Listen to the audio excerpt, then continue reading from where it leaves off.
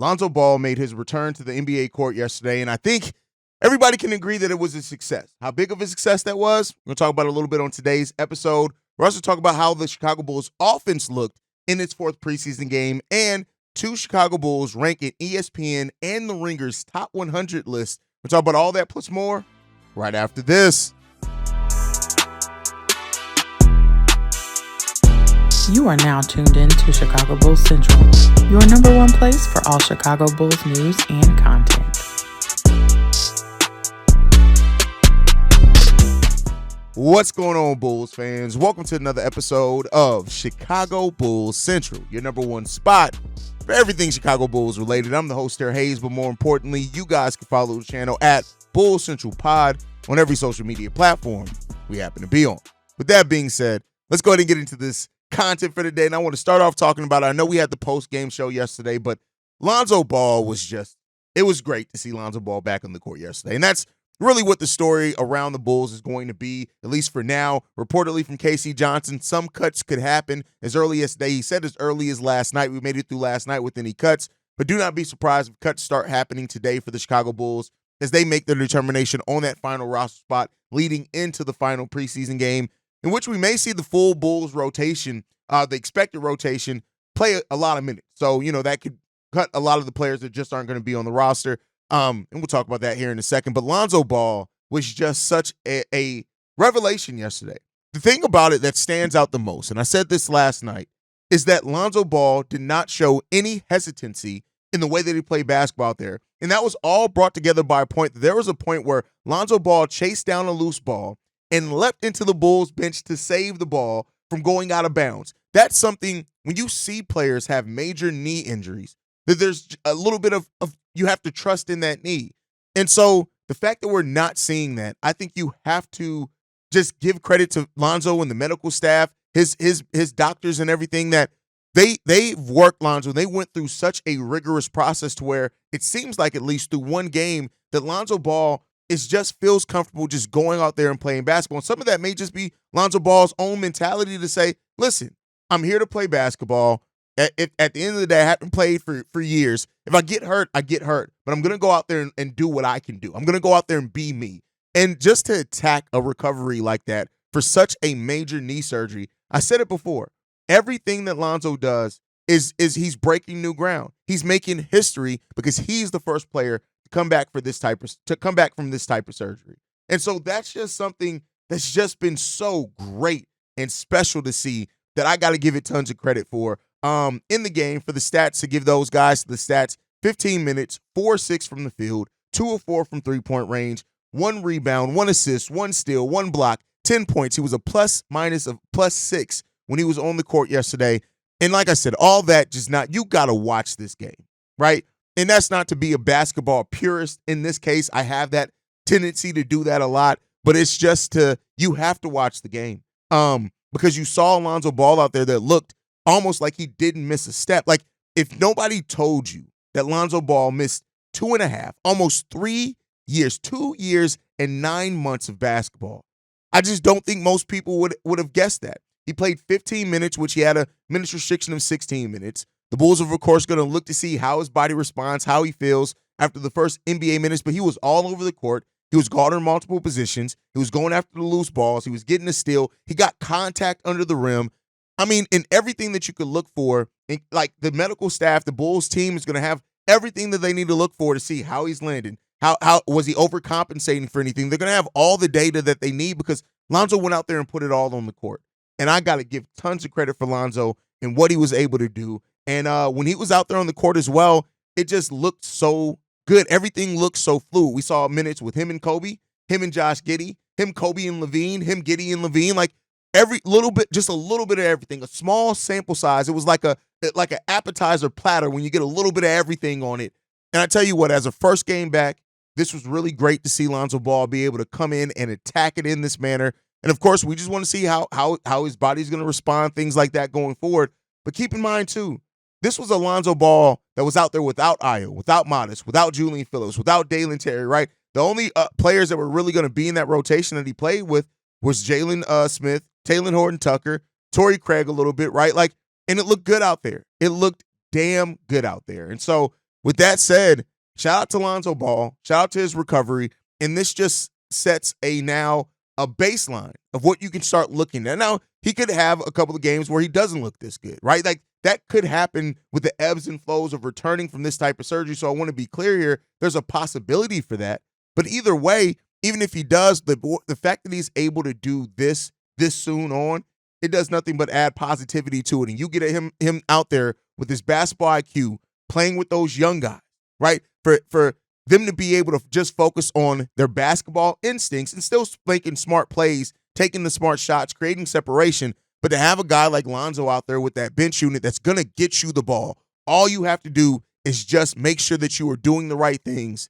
Hey, Lonzo could be such an important help part or piece to help the development of these young guys that we've already seen take nice steps up.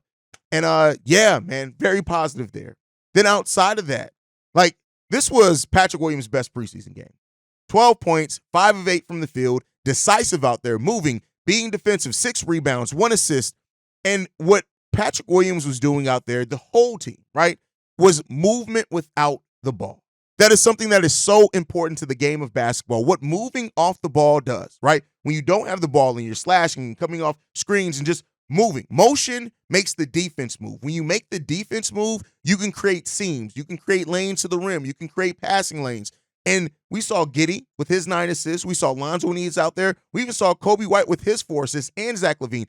Everybody in the starting lineup, except for Patrick Williams, had at least 4 assists. That's what you want to see. This was the version of the Bulls offense that you kind of envision when you heard that the Bulls are moving to a more up-tempo style and they're trying to just be a more modern offense. That's what the Bulls offense looked like yesterday. And even Vooch was out there moving around and engaged on the defensive side of the ball. We've talked about it. With this type of system that the Bulls want to run, having an active defense, you don't have to have a shutdown defense. You don't have to do that. Having an active defense is so important to helping you get those easier opportunities on that offensive side, get out in transition, all those type of things. And we saw that yesterday. We're starting to see it looks like everybody's bought into the system that they have here. Coby White had 23 points off 9 shots, got to the free throw line 6 times. As a matter of fact, everybody again got into that in that starting lineup, got to the free throw line, except for Patrick Williams. But then again, Patrick was basically mainly out on the perimeter. So it is what it is, right? He did have a putback dunk over Rudy Gobert and things like that. But you got you got Coby getting to the free throw line 6 times. You have Zach getting to the free throw line 7 times. You got Vooch, who got there twice, and Josh Giddey, who got there twice. And so even Jalen Smith off the bench got to the free throw line 3 times, right? These are things that can help make this offense hum. And that's what you like to see from here.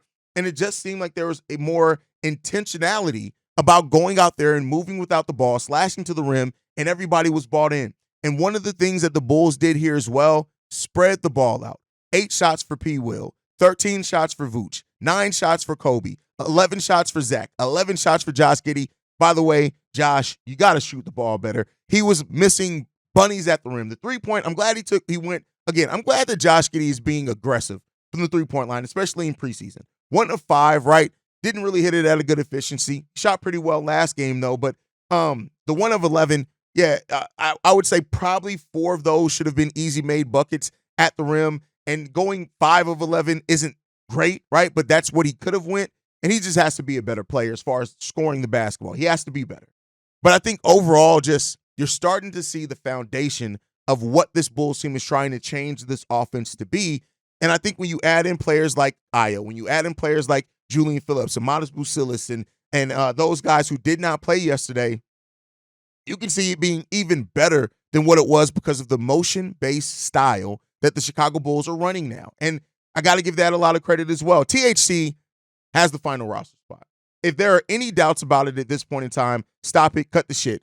THC has the final roster spot. And, if he doesn't, I would love to hear the reasoning. If they come to that podium and say that they decided to cut Talen Horton-Tucker and he does not get a roster spot on this Bulls team, you got some explaining to do. And keep in mind, I'm a guy who after the first preseason game, I was like, hey, Talen Horton-Tucker didn't play that good.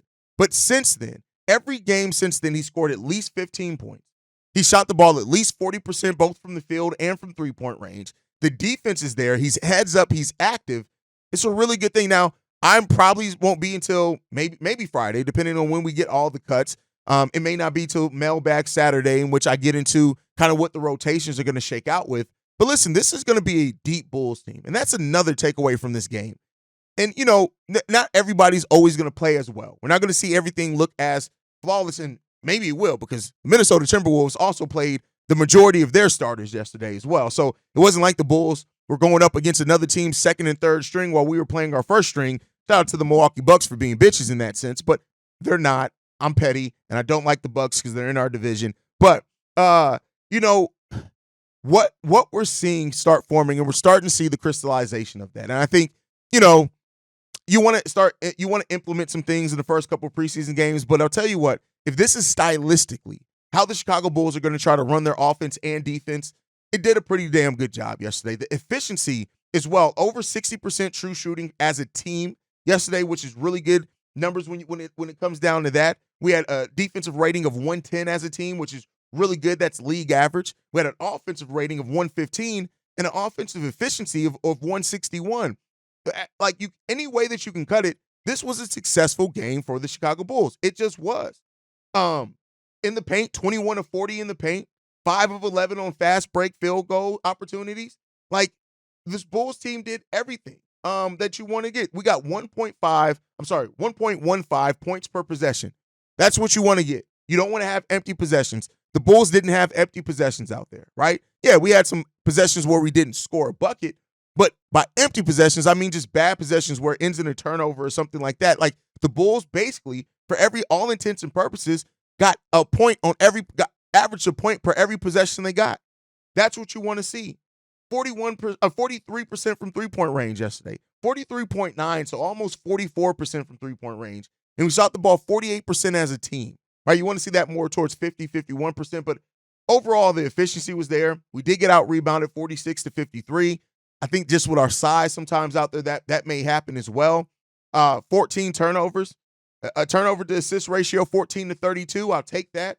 32 assists on 44 made baskets. That shows how well the Bulls were sharing the ball. Listen, things worked for the Bulls last night. And the way that they put in that work, you got to give them tons of credit. Love for the Chicago Bulls. Love for what we saw last night. Jalen Smith, I don't want to pass him up. 18 minutes played, 10 points, 8 rebounds, 3 assists, 1 steal. Really good production there for the per minute basis. And, he feasted out there. There were times where Kobe, Giddey, Lonzo all got him the ball, and that's what having a mobile big is doing. But like I said, I got to give credit to Vooch. This game, Vooch looked the most like he could work in what the Bulls are trying to do than he's looked at all so far. So all these things pay off really good for the Chicago Bulls, and I'm happy for one that this team looked this damn good at this point in the season. So shouts out, much love, much credit to my Chicago Bulls, and let me know your guys' takeaway from this game. Hopefully in the last preseason game, we see the players that did not play, the Ayo Dosunmus, Modest Bucilis, Julian Phillips, Dalen Terry, and we see those guys inserted back into the lineup so we can really see what this full rotation could look like and what Billy Donovan, Wes Unseld Jr., and Dan Craig got cooking. Because I tell you what, we may never find out for sure, but with how much change looks like happened with the Chicago Bulls offense, I'm sorry, for a coach that's been here going on now his 5th year, you got to give some credit to the new eyes that they brought into this team in that assistant coaching room that I think have definitely helped provided a new perspective as well. So let me know what you guys think on all that, as always, down below. Next up, something that came out yesterday I didn't get to talk about. I didn't drop an emergency video on because I just figured we'll wait to talk about it. And that is that it came out yesterday that the Bulls are rumored to be open to discussing a contract extension with Josh Giddey. Now, this shouldn't be a huge surprise because in media day, AK, when asked if they would extend Josh Giddey before the season, said directly, "We anticipate to be sitting down with Josh and his people sometime in the near future." It's the near future. We're a little over 2 weeks removed from that, about a week and a half removed from that. So it's not at least not as surprising to me. Now, the merits on should the Bulls not extend Josh Giddey, and I think that there's positives and negatives on both sides. If you extend Josh Giddey now, he's 21 years old. There's never good the low risk factor, right? And I know some people are like, well, what if Josh Giddey sucks? You don't want to extend Josh Giddey. Like at this point where the Bulls are, and where their salary is going to in a way where they're going to have enough space to still re-sign Kobe and Io if need be. I don't think that it's like, I'm not saying that the Bulls should sign him for the full max for the full 5 years. I'm not saying that either. But if you can reach a contract extension with Josh Giddey and both sides agree, hey, let's do a 3-year deal, maybe a 3-year with the player option, I'm not mad at that because that locks you in basically until Josh Giddey's 25, 26 years old. And at that point, it gets Josh Giddey back on the free agent market in what's supposed to be his prime as well. And hopefully he's locked in, right? So, I mean, well, as far as locked in on the court and produces. So I get it. We're saying taking a risk on a player with Josh Giddey's age, his potential, but also what he's proven already in the league and what he can do, right? Now you want to see if he's going to do it on his team. But the fact of the matter is that the Bulls have to make a decision. It's either right now before the season or it's after the season. You can't wait and say, oh, well, 41 games in, Josh Giddey's looking great, let's extend him. No, you have to wait to it now. He's restricted, right? And so when the one risk with restricted free agency as well is that what if he goes out and signs an offer sheet that it's more than you want to pay and maybe more than what he would agree to right now for the Chicago Bulls. So it's a lot of pluses and minuses with it. I know you're going to have your Bulls fans that have their hardline stances on, oh, no, we should absolutely not re-sign Josh Giddey. He hasn't shown us or proven anything for this team yet. And you're right? But when you come down to a business, it comes down to the fact that you play the risk versus the reward. And I know people say, well, they didn't bid against anybody when it was Patrick Williams. And now, look, the fact of the matter is you may not want to, if you know you want to keep a player regardless, you may not want to bid. Now, there is a chance that as well that it works out for the Bulls if they wait. And what if Josh Giddey does have a down season or an okay season, and then pairing that with how his career ended in OKC, maybe then you get him at even more savings, right? I think it just comes down to if the Bulls have a number, right? If they have a number and they say, this, looking at our future outlook, we got to extend Kobe. We got to extend Io DeSumo within the next 2 years. We also have to start preparing for contract extensions for Dalen Terry and Julian Phillips, and these guys are starting to look good.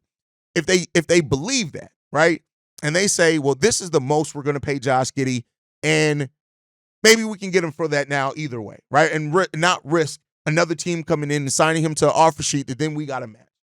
And I think when you look at the history of AK, everybody that the Bulls have re-signed, they didn't extend during the season. They didn't extend before this season, before restricted free agency. They waited until the opening of, right before the opening of free agency. And I think that's probably what we're going to see here. If I had to bet my money on if Giddey gets an extension before the season, I'm going to bet that the Bulls don't do that. They're probably going to wait because that's what the history shows us for this front office. They're going to wait. And it's worked out for them so far. Now, they're not going to wait until they hit open market, but they are probably going to wait until they have until the day before free agency opens to extend him so he doesn't go and take meetings with other teams. That's what they did with Zach. That's what they did with P. Will. That's what they did with Vooch. Vooch was in a similar situation where they said they wanted to sit down and talk extension with Vooch before free agency. They didn't get him. They didn't reach one until the following offseason. So don't let the word that the Bulls could be looking to extend Giddey kind of freak you out yet. I would say that don't allow that to happen yet because chances are higher than not that it's probably going to end up being at between the end of this season and the opening of next season. And that's where the safe money is. But at the end of the day, here it comes down to is that if the Bulls take a chance on that with his skill set, with how they see it fitting, if they do, I'm not mad at it either. I'm not going to be one of those Bulls fans that brings out the pickets and starts riding, oh my God, why did you sign him before you got this? I'm not going to do that, right? Try to be a more level-headed approach with it. And while he does have his big flaws, he still does have, they could want a longer window to look at Josh Giddey. And, that's what we'll see what happens there. I just wanted to give my 2 piece on that. But let's get into the last topic for today. Both Kobe White and Zach LaVine ranked in ESPN's top 100 and the Ringer's top 100 list. Now, Kobe White ranked fairly higher in ESPN's list. They actually ranked him at number 58, and the Ringer ranked him at number 64. And when you look at the leap that Kobe White had, already what he's shown in preseason, I think it's safe to say that Kobe White is going to be at least what Kobe White was last season. And there's a chance that we see him even take his game another step further. And so, not that these rankings really mean anything, really when it kind of comes down to it, this is still like it's a version of a popularity contest. It's not as straightforward as what some of the other leagues have with their popularity contests, but it is still very much one. And I think ultimately what this means for the Bulls is just, hey, he's one of the best players in the league. And I think that, I still see people who's like, oh, Kobe ain't nothing special. It's like, all right, well, Kobe's going to prove that to you this year. I have no doubts that Kobe's about to prove a lot of people wrong this year. And it's going to be really exciting to see how Kobe White continues to progress this year based off what he did last year. And I love seeing the recognition for Bulls players, right? I love seeing that type of recognition. When you look at Kobe White, he wasn't ranked in any top 100 list the last 2-3 years in his whole career, right? So now for him to jump from that to number 58, it just shows you the leap that Kobe White really did make last season for the Chicago Bulls. And of course, we hope that can continue for this team as we go forth into the future. And hopefully that it will. But hats off to Kobe, number 58 in ESPN, number 64 in the Ringer. And I think that Kobe's not done yet. This isn't going to be the last time you see Kobe White on the list like this. Now, for Zach LaVine, his ranking was much more close in the Ringer and ESPN. ESPN had him ranked 74th overall in the top 100. The Ringer had him ranked at number 73, so slightly higher. And when you look at it, is that they both quoted that Zach LaVine fell because mainly injuries and then limited him to 25 games last year. And I think that much like with Kobe being on a run to prove that last season wasn't a fluke, you probably can see the same thing for Zach LaVine. Like, Zach LaVine looks locked in, and he looks locked into what the Bulls are asking him and needing him to do on both sides of the ball. And so going into his 8th season with the Bulls, right, I think is 10th season overall in the league, Zach LaVine is in a situation where the Bulls are clearly pivoting towards youth, but I still think Zach LaVine can fit into that. And even if it comes down to Zach LaVine not being part of the long-term future for the Bulls, which is perfectly fine, you still look at a Zach LaVine that can still produce now and is still trying to show the league, hey, y'all talked about me like I was trash for the last 8 months. Let's get back to business. And if Zach LaVine locks in truly to what he can be and the efficient scorer that he can be, while also giving that effort on the defensive side of the ball, I tell you what, Zach LaVine got a lot of doubters to prove wrong as well. And some of those doubters even internally with Chicago Bulls fans. And so I hope that he does that as well. So overall, really happy for these two guys. Shout out to these two guys. And yeah, really, really excited for the Bulls season. Really excited for what this team can be. And I told you guys before the start of the season, I think this Bulls team is going to play an exciting brand of basketball. And last night kind of proved that that's a possibility. And we'll see how it goes and develops. The wins and losses, we'll see. But it looks like this Bulls team is going to have a scrappy team. And I tell you what, that's what we love here in Chicago. And so bring on the scrappy Bulls. And let's see where that gets us this season. But guys, thank you so much for tuning in. Make sure you guys are following the show at Bulls Central Pod. You can send us any feedback, questions, comments, concerns. BullsCentralPod@gmail.com. Lastly, if you want to leave a text message and our voicemail for the mailbag, the number to do so, 773-270-2799. We are the number one spot for everything Chicago Bulls related, but that's thanks to you guys. And like I like to end every episode on, go Bulls. Love you guys. See red if you can, y'all. Peace. This has been a presentation of the Break Media.